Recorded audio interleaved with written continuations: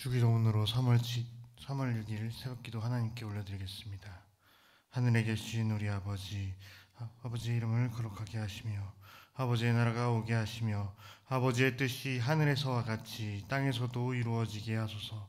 오늘 우리에게 일용할 양식을 주시고 우리가 우리에게 잘못한 사람을 용서하여 준 것 같이 우리 죄를 용서하여 주시고 우리를 시험에 빠지지 않게 하시고 악에서 구하소서. 나라와 권능과 영광이 영원히 아버지의 것입니다. 아멘. 기도하시겠습니다. 좋으신 하나님, 아침을 깨우며 하루를 기도로 시작하게 하시니 감사합니다. 주님 전에 나와 기도하게 하시고 찬송하며 예배하게 하시니 감사합니다. 신실하신 하나님의 사랑으로 우리를 품어주시고 우리의 삶이 날마다 하나님과 동행하는 삶 되기를 소망합니다. 예수 십자가 제사함의 은혜를 허락하신 자비 하나님, 이 시간 우리의 죄를 예수 그리스도의 십자가 앞으로 들고 나아갑니다. 우리가 알면서 지은 죄들, 부지중에 지은 죄들 모두 덮어주시는 은혜 주시기를 소망합니다. 우리가 반복해서 짓는 죄들이 있다면 입으로만 회개한다 고백하는 것이 아니라 온전한 회개로 이어지는 은혜 주시기를 간구합니다. 우리를 주의 교훈으로 다시 인도하시고 우리가 온전히 하나님만을 섬길 수 있도록 하나님 가까이 이끄시는 은혜 주시기를 소망합니다. 우리의 기도를 들으시는 하나님, 우리 삶에 놓인 갖가지 기도 제목이 있습니다. 우리의 간구를 들으시고 응답하시는 좋으신 하나님 감사합니다. 병환 중에 놓인 가족들, 믿음의 식구들에 대한 기도, 자녀들에 대한 기도, 관계의 문제로 인한 기도, 불신 영혼에 대한 구원의 문제에 대한 기도, 재정의 문제, 이외에도 우리 삶에 놓인 기도의 제목들 하나님 친히 찾아 들으시고 우리의 기도의 제목에 응답하실 것을 믿고 감사드립니다. 이 시간 열방 가운데 예수 그리스도의 십자가 하나 붙들고 말씀을 전하는 선교사들과 주님의 몸된 거룩한 교회를 위하여 기도합니다. 환난 가운데서도 피할 바위가 되시는 하나님께서 선교사들의 안전을 지켜주시고 복음이 전파될 때 하나님 함께하여 주셔서 선포되는 복음이 좌우의 날선 검처럼 심령을 쪼개는 은혜 있기를 소망합니다. 유럽 코스타에서 말씀을 전하시는 손철구 의임 목사님과 함께하는 이병희 사모님의 영혼욕을 지켜주셔서 말씀이 선포될 때 성령 하나님의 강력한 임재와 터치가 참여한 모든 사람들 가운데 있기를 소망합니다. 교회를 위하여 기도합니다. 행신동에 세워진 홍익교회와 한국교회 온 열방의 교회들 가운데 성령의 불로 임하셔서 죄된 부분들은 채워지고 다시 거룩함으로 회복시켜 주셔서 험한 바닷속 등대처럼 세워주시기를, 빛을 내는 등대처럼 세워주시기를 소망합니다. 오늘도 이 탄 위에서 종의 입술을 통해 선포될 말씀 가운데 하나님 함께하여 주셔서 말씀이 선포될 때 우리에게 말씀하여 주시는 놀라운 은혜 주시기를 소망합니다. 이 모든 기도 사랑이 많으신 우리 주 예수 그리스도의 이름으로 기도드립니다. 아멘. 다 같이 찬송가 314장 내 구주 예수를 더욱 찬양하시겠습니다. 찬송가 314장 내 구주 예수를 더욱 사랑입니다.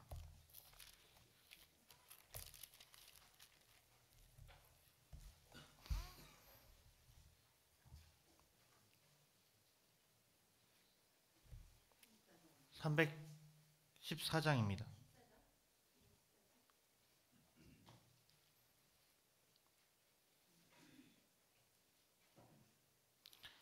내 구주 예수를 더욱 사랑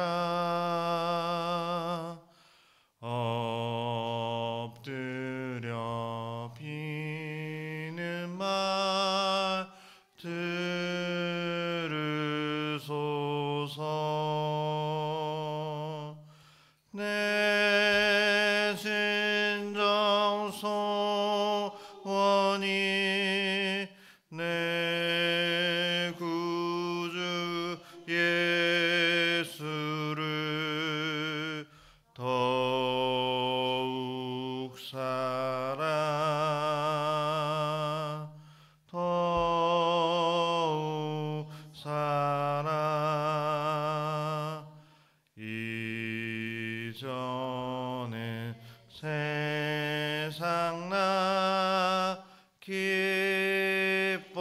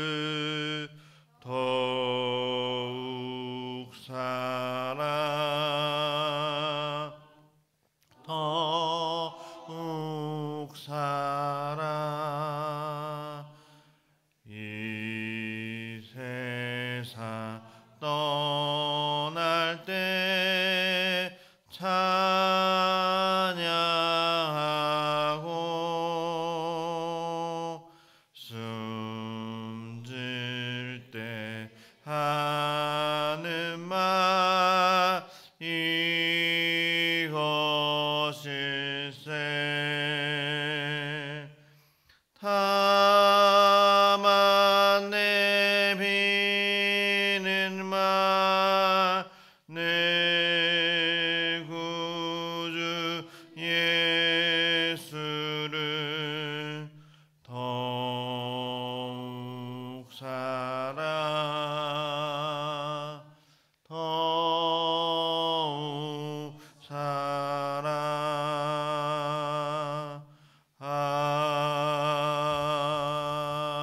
아멘.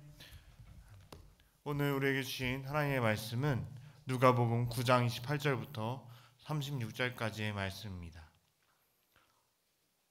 누가복음 9장 28절부터 36절까지의 말씀을 한 목소리로 합독하시겠습니다. 누가복음 9장 28절부터 36절까지의 말씀입니다.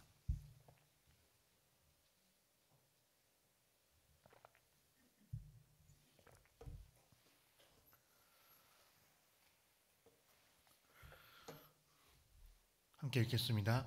이 말씀을 하신 후 8일쯤 되어 예수께서 베드로와 요한과 야고보를 데리고 기도하시러 산에 올라가서 기도하실 때에 용모가 변화되고 그 옷이 휘어져 강체가 나더라.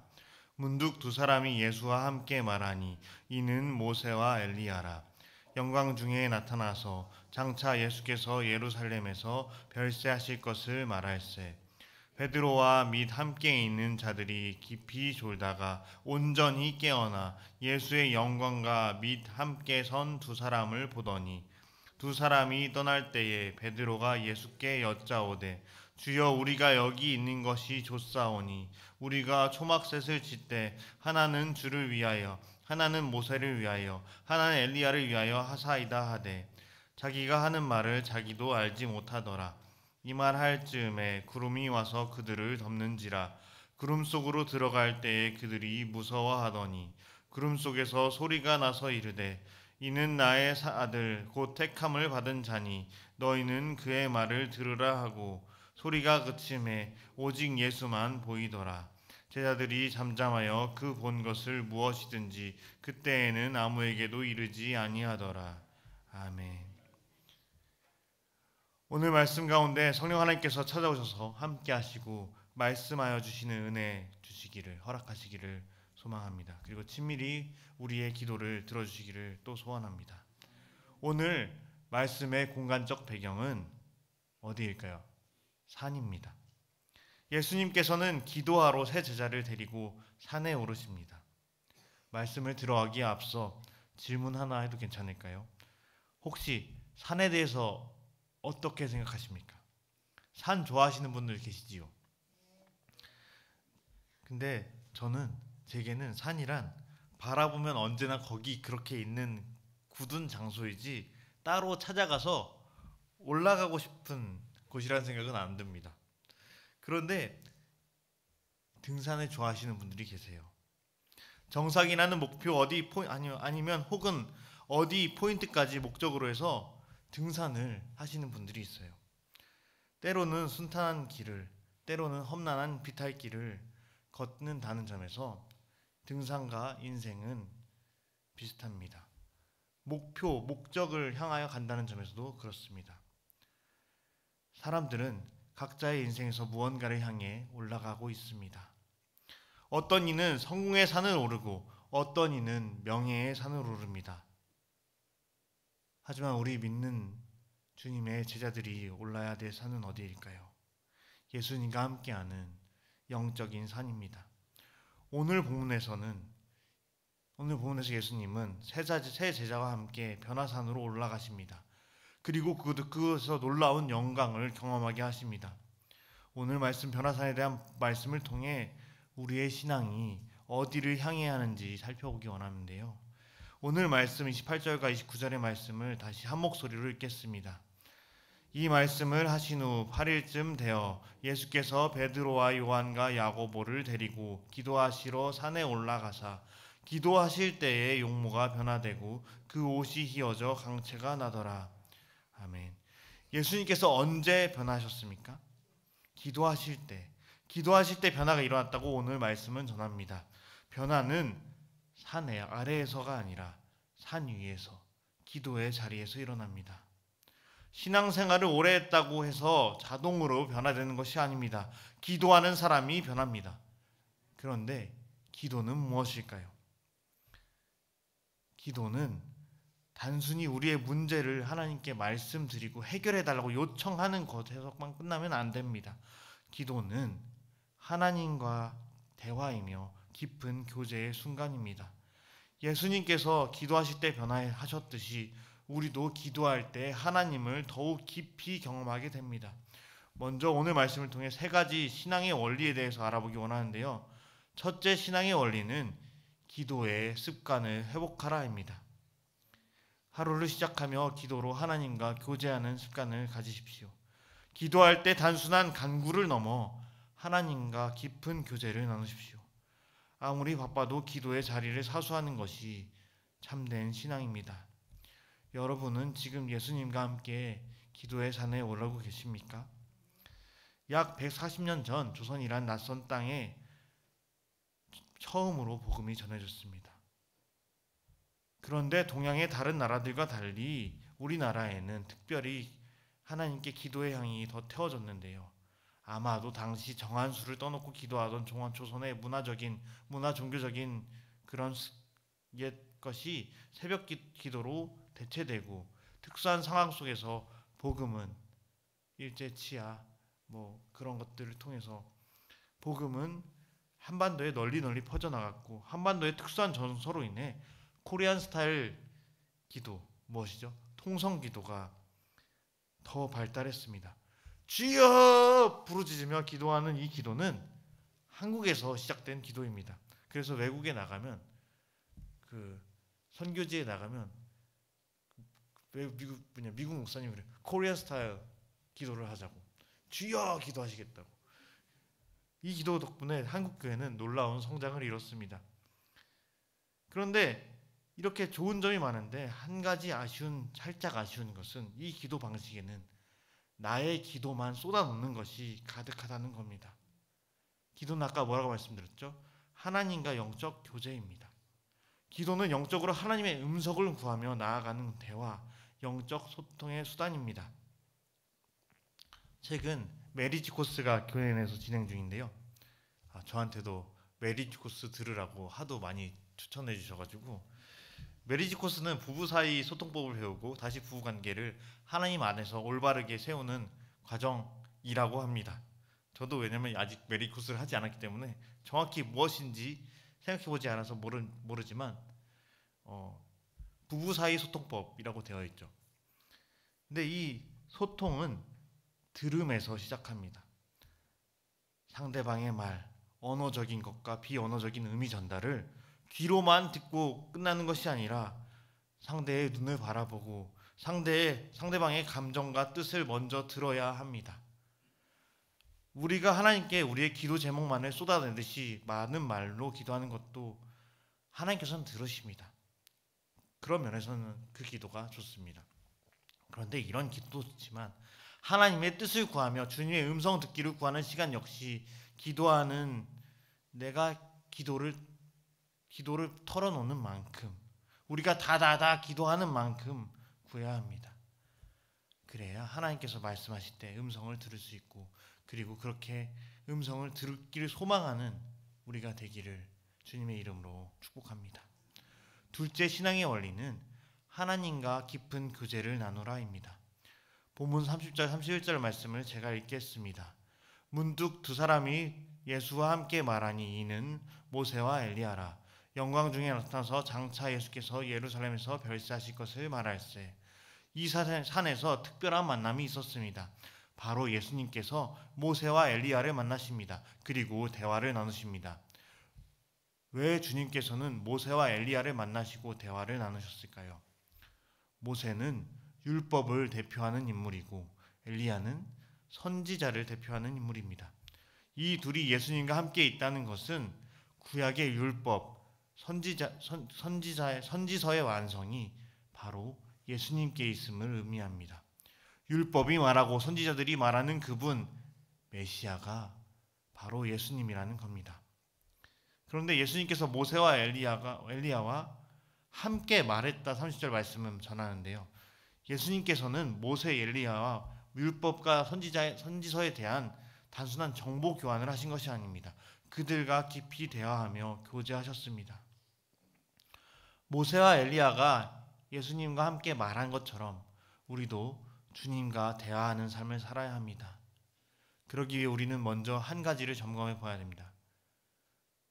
우리가 주님을 어떻게 생각하고 있는지를 점검해야 합니다. 우리는 예수님을 너무 어려운 분으로 생각하는 경향이 있습니다. 유교의 가르침, 그런 영향 때문인지 모르겠습니다. 그런지 모르겠습니다만 한국 사람이란 말은 한국 사람을 요즘에 외국인들이 부르는 한국 사람이라고 부르는데요. 한국 사람들은 하나님을 너무 호칭에 갇혀서 어렵게 여기는 경향이 있습니다. 물론 하나님은 경외해야 하고 존귀한 분으로 여기는 태도가 있어야 하지만 우리 주님을 너무 어려운 분으로 생각하지 마십시오. 우리의 언어가 가진 한계로 하나님을 가두지 말고 주님께 더 대화하기 위해 나아가는 저와 성도님들 되기를 소망합니다.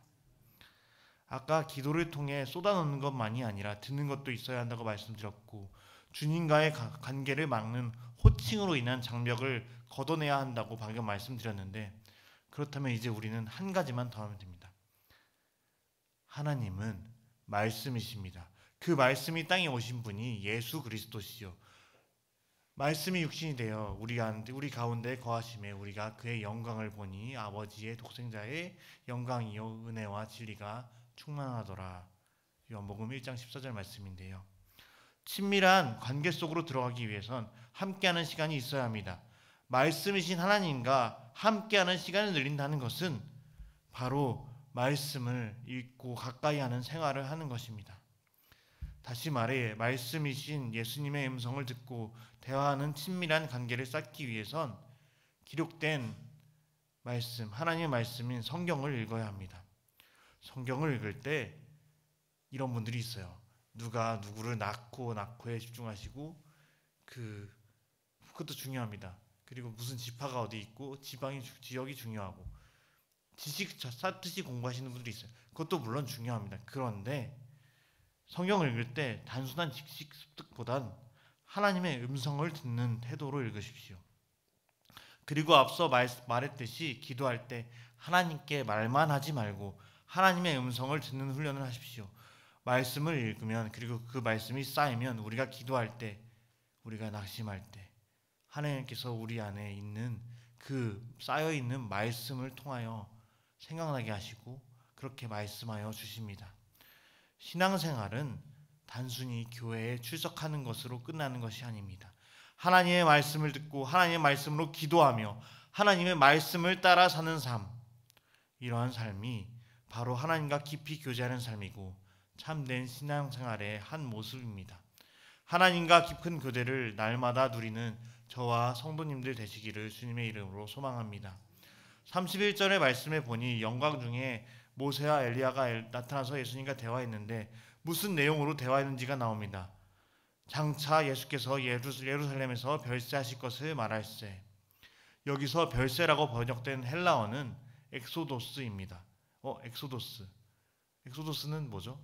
이 단어는 출애굽기 앞에 써져 있는 출애굽을 가리키는 단어와 동일한 단어입니다. 보통 죽음을 뜻하는 헬라어 단어는 다른 단어를 쓰는데 누가는 여기서 별세라는 단어를 사용합니다. 엑소도스라는 단어를 사용합니다. 그런데 보니까 모세와 엘리야의 마지막 별세 역시 남들과는 달랐습니다. 모세는 죽음을 맛보았지만 그의 죽은 몸을 본 사람은 없었고 엘리야도 하늘로 승천했을 때 제자들이 혹시나 해서 그의 몸을 찾았지만 실패했습니다. 모세와 엘리야 이 두 사람의 엑소도스 별세 역시 신비로 가득 찹니다. 누가는 예수님의 엑소도스 별세 역시 그러할 것을 의도적인 단어 사용을 통해 드러내고 있습니다. 예수님의 죽음은 하나님께서 모세를 통해 이스라엘 백성을 출애굽시키듯 모든 믿는 자들을 죄와 사망에서 해방시키기 때문에 그렇습니다. 그런데 이같이 영광스러운 이 장면이 펼쳐질 때 베드로, 야고보, 요한 세 제자는 무엇을 하고 있었을까요? 자고 있었습니다. 그런데 잠에서 완전히 깨어났다고 전하고 있고 누가는 그렇게 전하고 있고 그게 완전히 잠에서 깨어난 세 제자들은 어안이 벙벙합니다. 예수님의 모습이 변화하는 것을 봤습니다. 베드로는 여기서 조금 뚱딴지 같은 말을 합니다. 33절에서 베드로는 주님께 말씀합니다. 주여, 우리가 여기 있는 것이 좋사오니 우리가 초막 셋을 짓되 하나는 주를 위하여, 하나는 모세를 위하여, 하나는 엘리야를 위하여 하사이다 하되 자기가 하는 말을 자기도 알지 못하더라. 베드로는 변화산에서 너무나 큰 영감을 경험하자 그곳에 초막을 짓고 머물고 싶어 했습니다. 그런데 우리 주님께서 어떻게 하시죠? 예수님께서는 제자들과 함께 산 아래로 내려가십니다. 왜냐하면 신앙은 산 위에서만 머무르는 것이 아니라 세상 속에서 실천되어야 하기 때문입니다. 실제로 변화산 사건이 끝난 직후 다음 나오는 본문에서는 산 아래에서 귀신 들린 아이를 치유하시는 내용이 나옵니다. 이것은 신앙은 단순히 체험에만 머물러서는 안 되고 삶에서 실천되어야 함을 가르쳐 줍니다. 우리도 마찬가지입니다. 우리의 신앙적인 경험 필요합니다.